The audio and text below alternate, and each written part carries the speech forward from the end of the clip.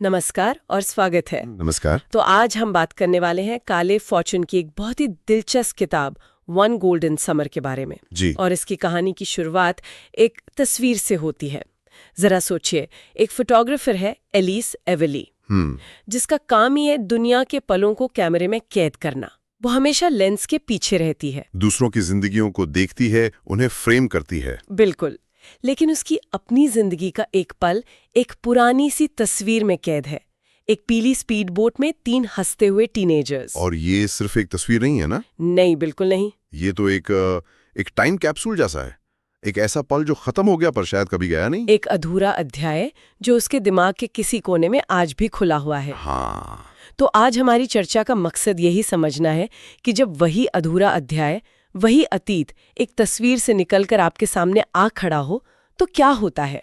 ये कहानी सिर्फ दूसरे मौकों की नहीं है। नहीं, ये इस बारे में भी है कि हम अपनी पहचान कैसे बनाते हैं और कभी-कभी खुद को खोजने के लिए उसी जगह लौटना पड़ता है जहां हम खो गए थे। तो चलिए इस कहानी की परतों को खोलते हैं। तो कहानी की जो नायिका है एलिस एवेली, जैसा हमने कहा, एक सफल फोटोग्राफर है जी। लेकिन उसकी पेशेवर जिंदगी और निजी जिंदगी में मतलब जमीन आसमान का फर्क है। कैमरे के पीछे वो बहुत कॉन्फिडेंट है, लेकिन असल जिंदगी में वो खुद को छिपा कर रखती है। और फिर जिंदगी उसे एक ऐसे मोड़ पर ले आती है जहां उसे वापस उसी अतीत का सामना करना पड़ता है जिससे वो सालों से भाग रही थी। और ये वापसी उसकी मर्जी से नहीं होती, जो इसे और भी दिलचस्प बनाता है। सही बात है। अक्सर जिंदगी के जो सबसे बड़े मोड़ होते हैं वो हमारी प्लानिंग का हिस्सा नहीं होते, वो बस हो जाते हैं। यहाँ एलिस के लिए वो वजह बनती है उसकी दादी नैन, जिनका हिप टूट जाता है। हाँ, और उनकी देखभाल के लिए एलिस को उन्हें लेकर बेरीज बे के उसी लेक साइड कॉटेज में आना पड़ता है जहां उसने अपनी जिंदगी की सबसे यादगार गर्मी बिताई थी। 17 साल की उम्र में वही जगह जो उस पीली स्पीड बोट वाली तस्वीर की लोकेशन थी। तो ये सिर्फ एक जगह पर लौटना नहीं है ना? नहीं, ये उससे कहीं ज्यादा गहरा है। ये एक तरह का आप कह सकते हैं अनचाहा टाइम ट्रैवल है। वो कॉटेज, वो झील, वहां की हवा, हर चीज उसे उस 17 साल की एलिस से मिला रही है। ये उस एहसास की तरह है जब आप सालों बाद अपने पुराने स्कूल जाते हैं। बिल्कुल, आप एक ही समय में 2 इंसान होते हैं, एक वो जो आप आज हैं और एक वो जिसकी यादें उस जगह की हर दीवार में बसी हैं। ठीक यही एलिस के साथ हो रहा है, और वो इस एहसास को समझ पाती इससे पहले ही उसका अतीत सचमुच दरवाजे पर दस्तक दे देता है। चार्ली फ्लोरेक के रूप में। चार्ली फ्लोरेक, वही लड़का जो उस तस्वीर में उसके साथ हंस रहा था। एलिस तो सोचती है कि चलो कुछ दिनों की बात है, दादी की देखभाल करेगी और चली जाएगी। लेकिन ऐसा होता नहीं है। नहीं, चार्ली से ये मुलाकात उसकी इस शांति को, इस धोखे को पूरी तरह बिखेर कर रख देती है। और ये मुलाकात, ये कहानी का दिल है। ये कोई मामूली हेलो नहीं है। नहीं, ये एक इमोशनल भूकंप जैसा है। हाँ, सालों से दबी हुई यादें, अधूरे सवाल और वो क्या होता अगर वाली भावना, वो सब एक साथ सतह पर आ जाती हैं। किसी ऐसे इंसान से मिलना जिसके साथ आपका एक मजबूत भावनात्मक इतिहास रहा हो, ये आपको एक आईना दिखाता है ना? हाँ, बिल्कुल। आप सोचने पर मजबूर हो जाते हैं कि आप तब क्या थे और अब क्या बन गए हैं, और क्या इन दोनों के बीच का फासला बहुत ज्यादा है। तो ये सिर्फ चार्ली से मिलना नहीं है।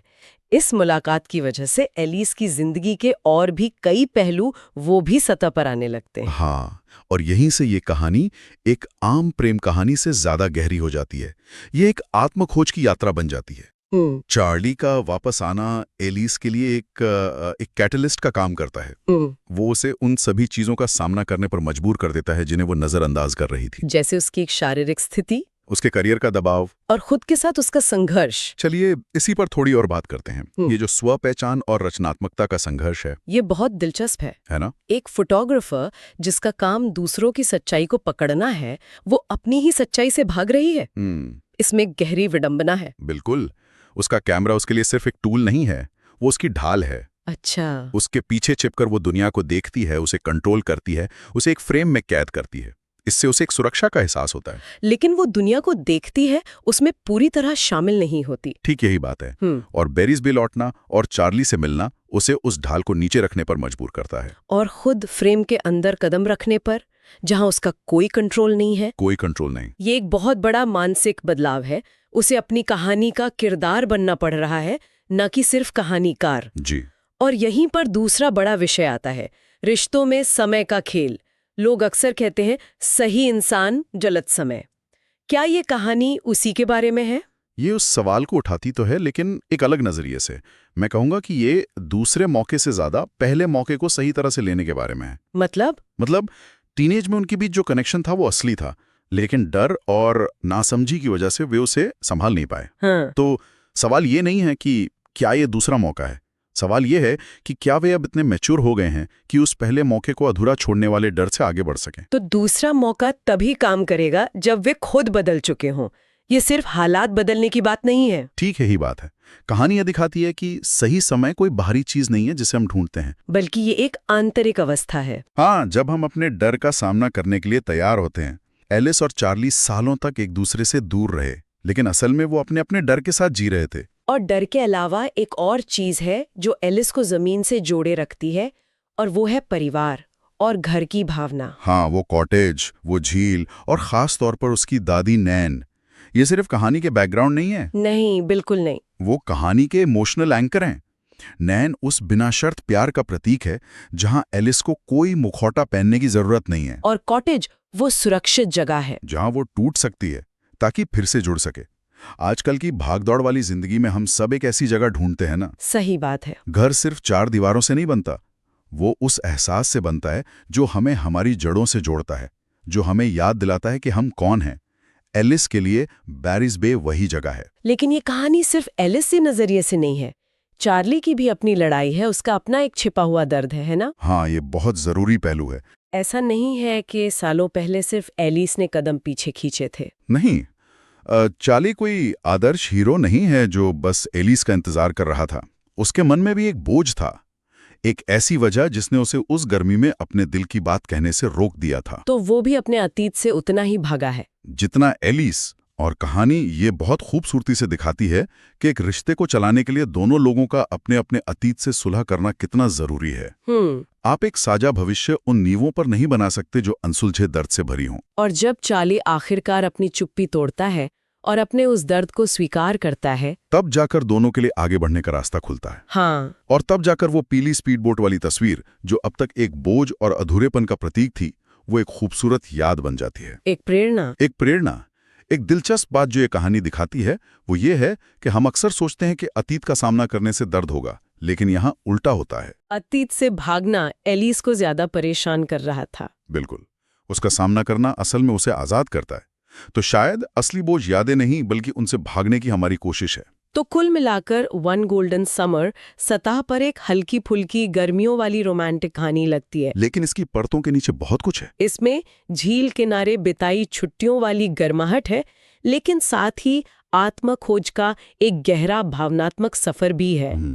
ये कहानी यही बताती है कि कभी कभी वापस लौटना बहुत जरूरी होता है। सिर्फ किसी जगह पर नहीं, बल्कि खुद के पास वापस लौटना, अपनी आवाज सुनने के लिए और अपनी खुद की तस्वीर को कैप्चर करने के लिए। बिल्कुल। ये कहानी जाते जाते एक बहुत गहरा विचार छोड़ जाती है। क्या? हम सब अपनी जिंदगियों को एक तरह से क्यूरेट करते हैं, एक सोशल मीडिया प्रोफाइल की तरह। हम वो तस्वीरें दिखाते हैं जिनमें हम खुश हैं, सफल हैं। लेकिन हम सब की जिंदगी में कुछ ऐसी भूली बिसरी तस्वीरें भी होती हैं, धुंधली, अधूरी या दर्द भरी, जिन्हें हमने पुराने डिब्बे में बंद करके रख देते हैं। एक ऐसा पल या रिश्ता जिसे हमने अधूरा छोड़ दिया था और फिर उसे वक्त की धूल में कहीं दब जाने दिया। हाँ, और ये कहानी सोचने पर मजबूर करती है कि शायद हमारी असली कहानी उन परफेक्ट तस्वीरों में नहीं बल्कि उन्हीं छिपाई हुई तस्वीरों में है। सोचने वाली बात है। सोचने वाली बात यह है कि अगर आज उस डिब्बे से कोई तस्वीर बाहर आ जाए, उसका कोई किरदार अचानक हमारे सामने खड़ा हो जाए, तो क्या हम उसका सामना करने के लिए तैयार होंगे? और उस